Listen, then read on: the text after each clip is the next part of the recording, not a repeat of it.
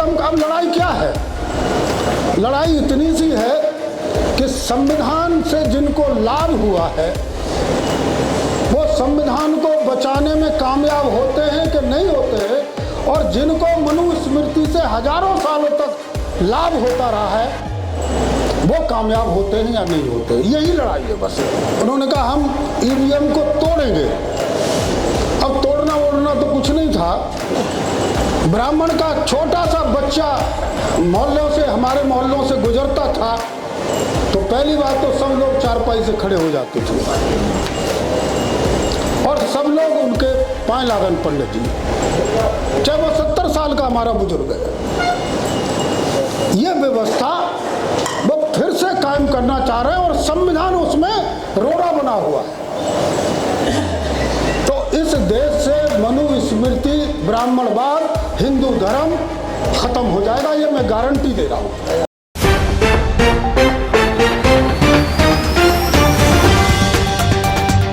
विपरीत परिस्थितियों में हम संविधान को बचा पाए हैं। विपरीत परिस्थितियां क्या थी?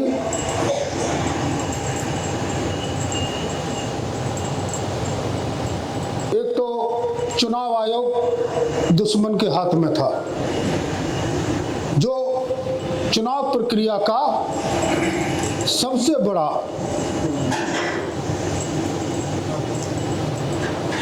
शस्त्र होता है, जिसके माध्यम से चुनाव होना है उसी पर कब्जा हो गया। तो चुनाव में कुछ ज्यादा तो नहीं बचा। दूसरा ईडी है, सीबीआई, तमाम एजेंसी जो लोकतंत्र को मजबूत करने के लिए इंडिपेंडेंट थी, उनको भी मोदी साहब ने अपने कब्जे में कर लिया, जिसके चाहा छापा।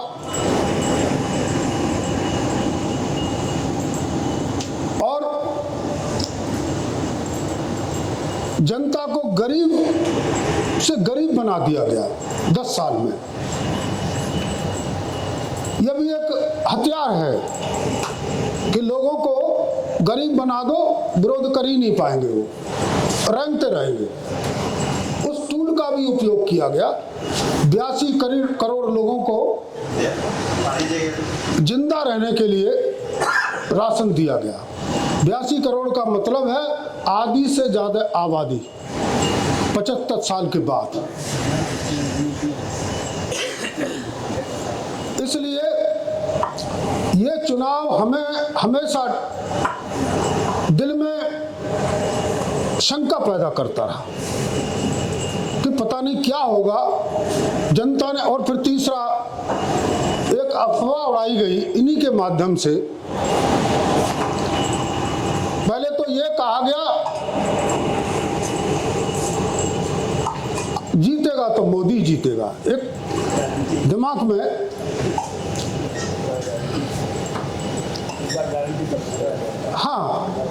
एक कंसेप्ट डाला गया दिमाग में, साइकोलॉजिकल।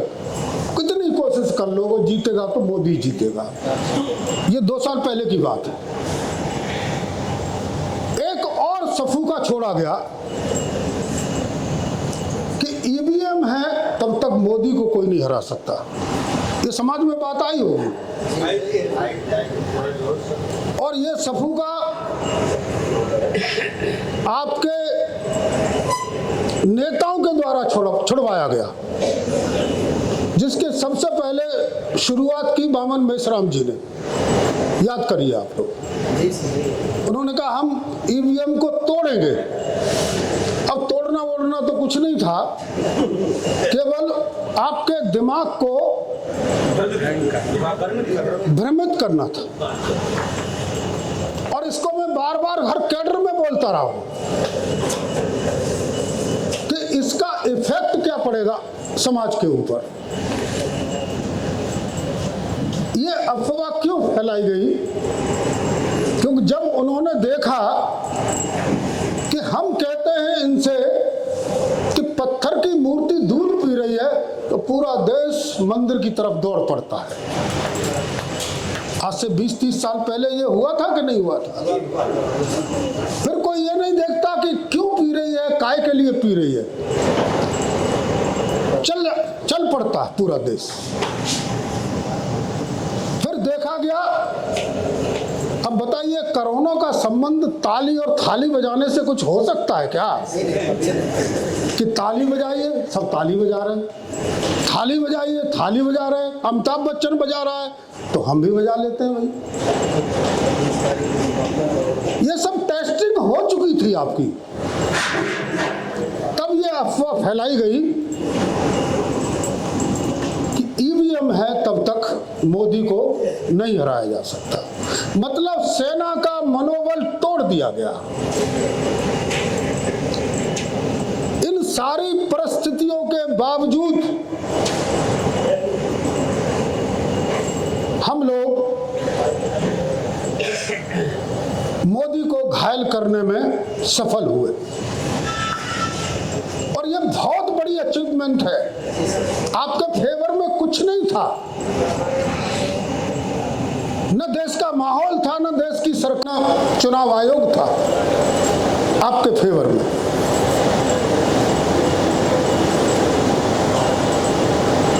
जब हम इतना कर सकते हैं, आज की तारीख में मोदी बेशक शासन में है लेकिन कोई बिल नहीं पास कर सकते। वो सारी शक्तियां आपने छीन ली। ईडी सीबीआई का दुरुपयोग नहीं कर सकते, चुनाव आयोग पर कब्जा नहीं कर सकते, इवन सुप्रीम कोर्ट पर भी कब्जा नहीं कर सकते। सुप्रीम कोर्ट भी उनके कब्जे में था, पता है ना।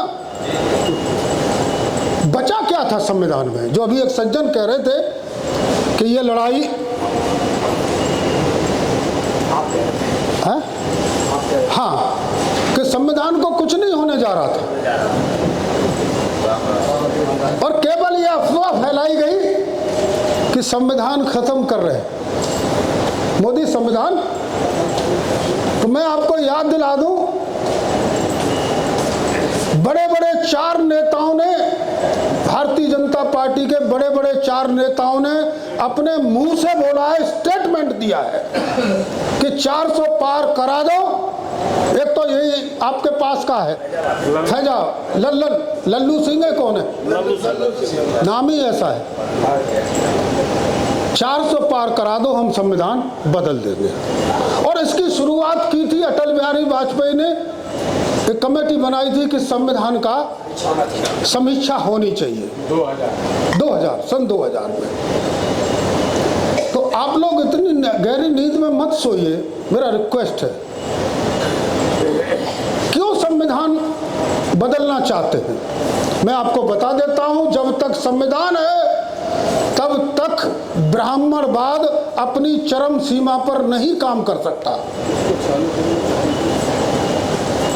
संविधान के रहते हुए हिंदू व्यवस्था अधूरी है।